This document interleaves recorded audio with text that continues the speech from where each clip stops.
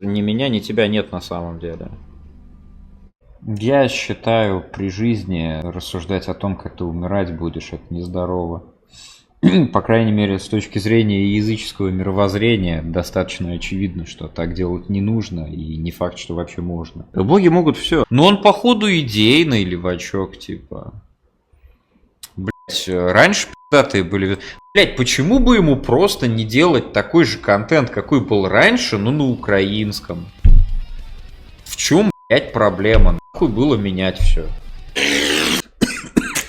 Я трусливый человек, свинья! Мозгов нема.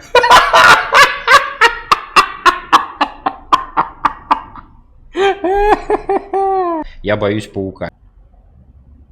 С одной стороны. А с другой стороны, никакого тебя на самом деле нет.